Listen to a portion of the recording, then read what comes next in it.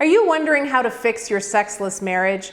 In this video, you'll discover what's going on behind sexless marriages and the steps you can take today to fix it. Hi, it's Gabrielle, and for over 13 years I've been a licensed professional counselor and relationship expert in private practice in Boulder, Colorado. And my practice is grounded in the science of what makes relationships work. In this video, we're going to get to the heart of what causes sexless marriages so that you can deal with the root issues and create the wonderful, passionate, warm, and enduring love life that you desire. Okay, let's get started. I want to start by addressing a particular mistake in the way people tend to think about their sex problems. Because if we can really understand this mistake, it's going to be a game changer in terms of getting to the heart of what creates problems in the bedroom. Many people, when they look at their relationship problems, whether they're sexual problems or problems to do with, how they parent or how they communicate, they tend to think of those problems as all separate, discrete problems. And couples very often think that as a result, they have hundreds of different problems. Like they have problems with their in-laws, they have problems with communication, they have problems in the bedroom, they have problems with how they handle money.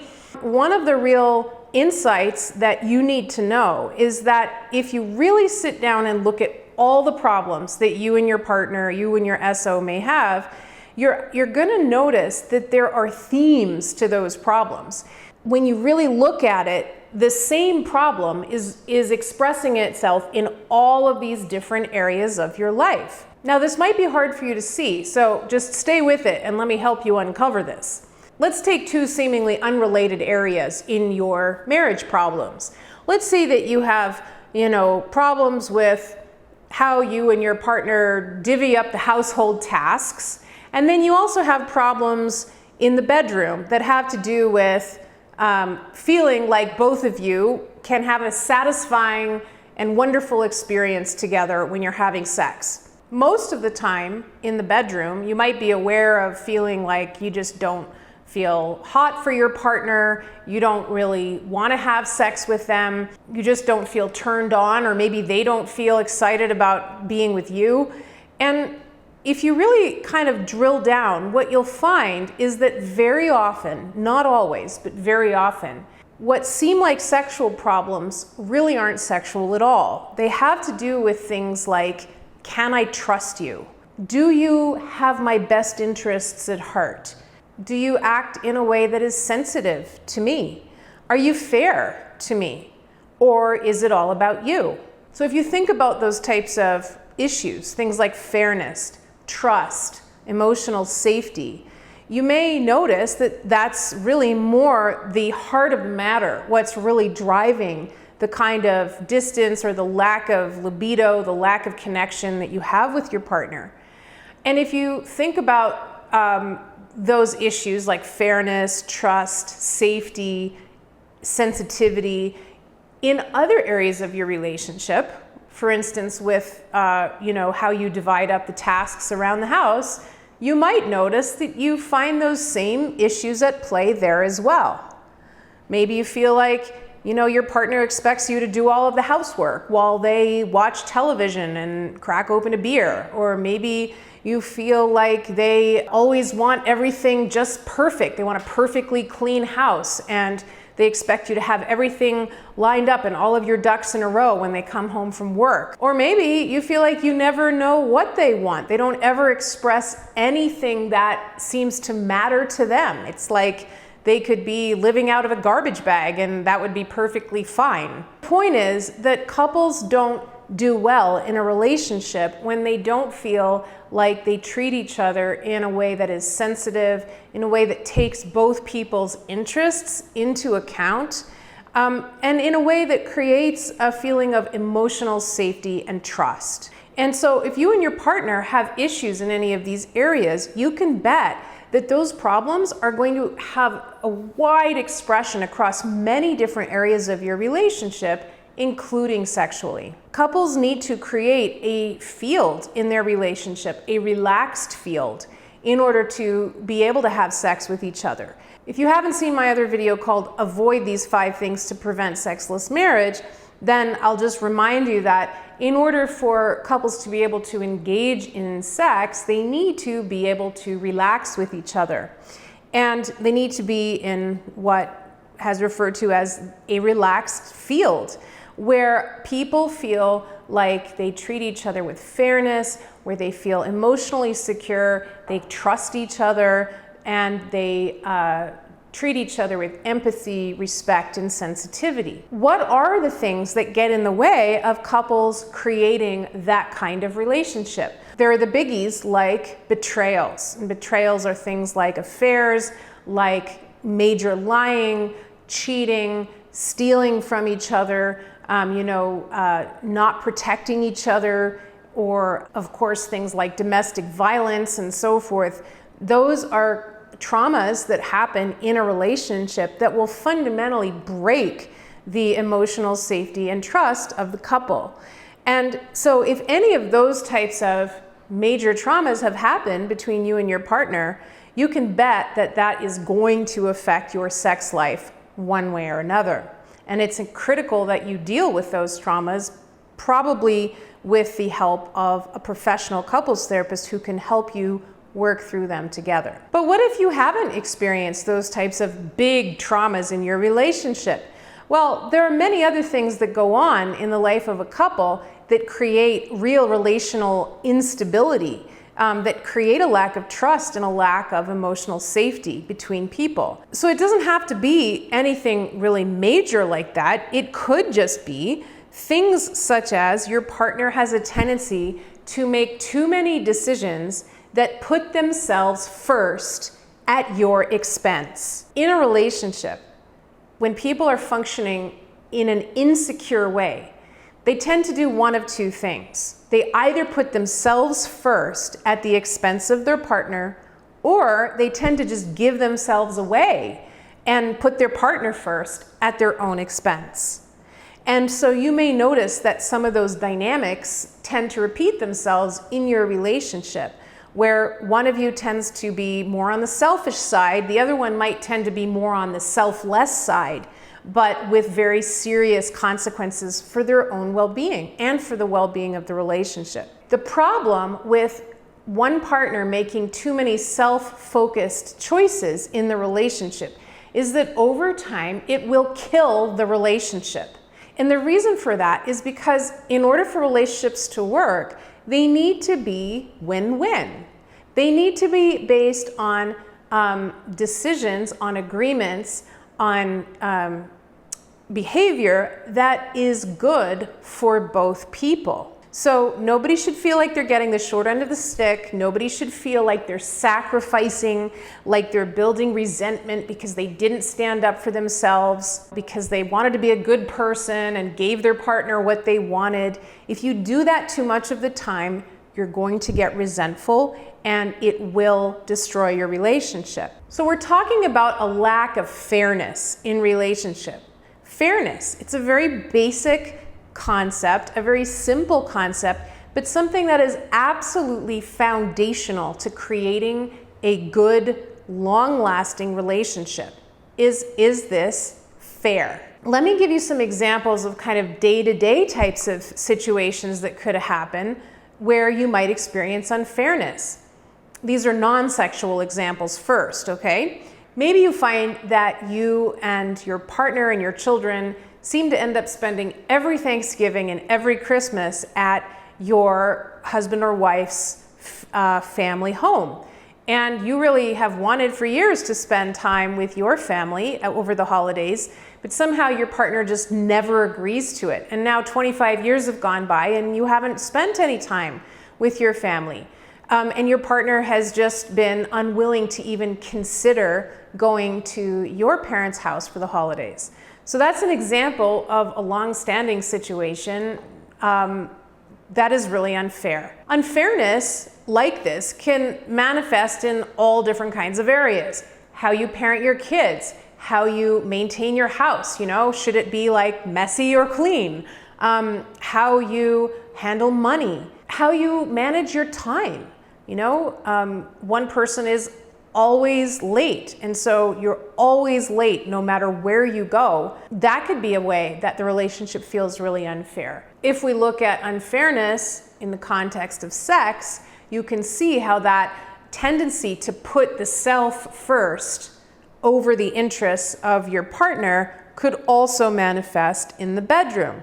And that would make a partner who is getting the short end of the stick feel like they can't trust their partner.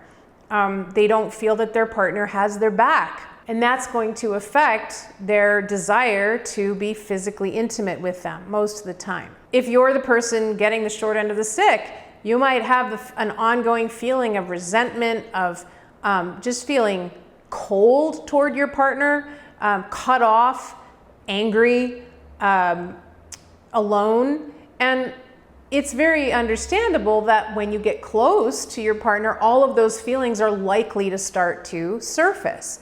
Now, a little caveat, some people can have a very untrusting, unfair relationship where they don't treat each other well, and they still have incredibly raucous, hot, wonderful sex years into their relationship. So these things are not necessarily connected. However, for many people, they are. And if you're watching this video, chances are this is ringing a bell for you, that there's some kind of connection between the emotional safety, the sense of trust, of fairness, empathy for each other, and your lack of interest in having sex with your partner. Many people in relationship, especially women, but not exclusively, complain that their partner does nothing to establish any sense of connection, joy, positive energy with them throughout the day, and then wants to get it on at night.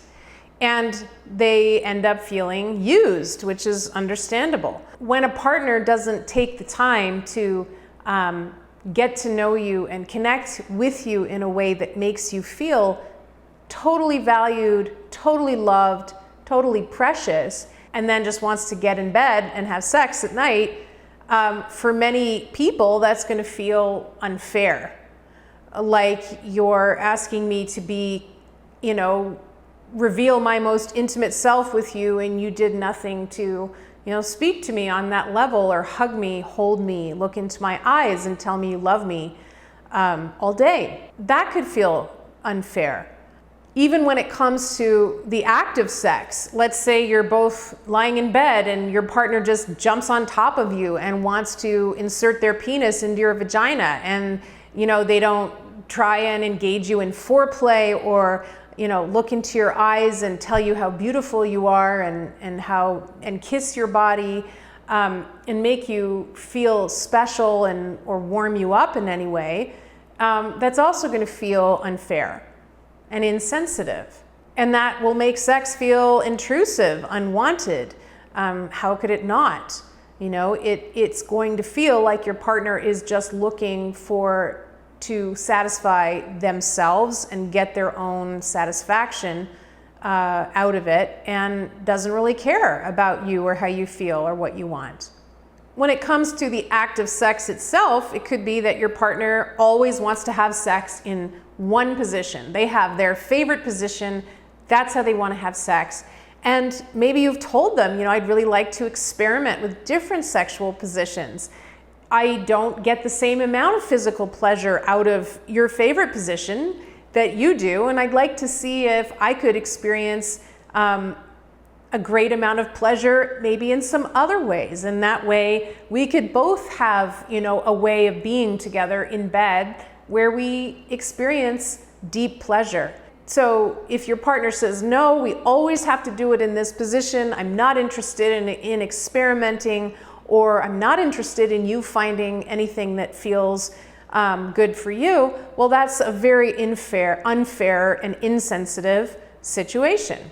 Maybe your partner loves to receive oral sex from you, but doesn't like to give you oral sex. And they're not interested in exploring why it is that they don't want to give you oral sex. It's just off the table. So all of these examples I'm giving you demonstrate the principle of unfairness in the bedroom. And again, this is one of the conditions in a marriage or a long-term committed intimate relationship that can lead to sexless marriage. But here's the takeaway from this video, is that the lack of passion, the lack of sex, the lack of desire to be sexual with your partner could be related to this question of unfairness. And if it is, it's likely that this unfairness is happening in other areas of your relationship as well. That may seem rather depressing to think that you could have this like major issue in all of these different areas of your relationship, but actually that's good news, because what it means is that if you can deal with this underlying issue of unfairness in the relationship, it's likely going to have a positive impact on many areas of your life together. So what do you do if you do feel like your relationship with your partner is sexless because it's unfair? Well, it means that you need to sit down with your partner and have a conversation about this, where you bring up the question of fairness. And it might go something like this. You might say, you know, I've been studying about relationships and what makes relationships work. And I've learned that a certain principle that's really important in relationships is that the relationship feel fair to both people. I think that is a principle that I would like to base our relationship on. That I believe I would like to have a relationship with you, who I care so much about, that is based on fairness. What do you think? Do you also want a relationship with me that's based on fairness? You're giving your partner the opportunity to think on a very broad scale about what your relationship should be about. Not what it is about right now, because it might really be unfair, but what they think it should be about. And if they agree that they want a relationship based on fairness, then the two of you now have game, because you can sit down and look at your relationship and examine it and say, well, does this feel fair or does it not feel fair? Now, if they say point blank, I actually don't think our relationship should be based on fairness, I don't think that relationships need to be fair, then you have a serious problem, because the two of you are not looking for the same kind of relationship. And that's going to impact every area of your relationship. And it's not going to help you solve your sexless marriage problem if your sexless marriage problem is the result of a lack of fairness. In order to make the relationship fair, your partner has to be willing to take your complaints seriously. They need to be willing to take your complaints as seriously as they take their own needs and concerns. And that's something that you would both need to agree to up front, is that we take each other's concerns as seriously as our own concerns. The other thing about that is that both of you are the only people who can weigh in on what is important to you, what feels unfair to you, not your partner, because you are the boss of yourself, both of you. So if you feel like something is fundamentally unfair, your partner can't come in and say, well, you're wrong about that. You know, they need to listen to how you feel about it and make sure that the choices you're making are good for both of you. When it comes to sex, you and your partner could commit to making sex as enjoyable and wonderful and connected as possible for both of you, so that anything you do in the bedroom is really just like what you do in the rest of your life, is that it has to feel good for both people, and that nobody's going to be forced into doing anything that feels wrong to them, and that you're both committed to ensuring that the other person has the greatest degree of pleasure and enjoyment possible, just like you. When you start to examine your relationship through the lens of fairness, you'll probably notice lots of other areas where you could make many easy improvements as well, simply by taking your partner's experience into account and making sure that their needs and concerns are as important to you as your own. Whether that's loading the dishwasher or taking the kids to school, or how much airtime partners get in a relationship to talk about their problems and their feelings, or where you go out for dinner, or what movies you watch, or what sexual position you use, or maybe just renegotiating where you spend Thanksgiving. All of these areas can be expressions of the fairness principle that you and your partner have agreed to. So when you notice that there are things going on in your sexual relationship that feel unfair, and you start to talk to your partner about it, it's going to bring up lots and lots of issues. Like, for instance, why doesn't your partner like to give you oral sex? I mean, there could be all kinds of reasons for that could be very difficult to talk about. So it's important that the two of you have an agreement that you will be sensitive and not blame or judge each other for expressing your true thoughts and feelings.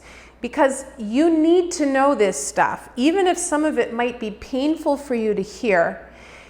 The cost to your relationship of not knowing how your partner really feels about sex with you or any other important issue in your relationship is too great for you not to find out. Even if some of that information might be hurtful for you to hear, you can still build something new that you don't have right now. But it starts with knowing the truth. When you take the risk to share who you really are and how you really feel, and what goes on, what goes through your thoughts and your feelings when you're having sex with your partner, how you feel about your sex life, it opens the door to a whole new way of being together.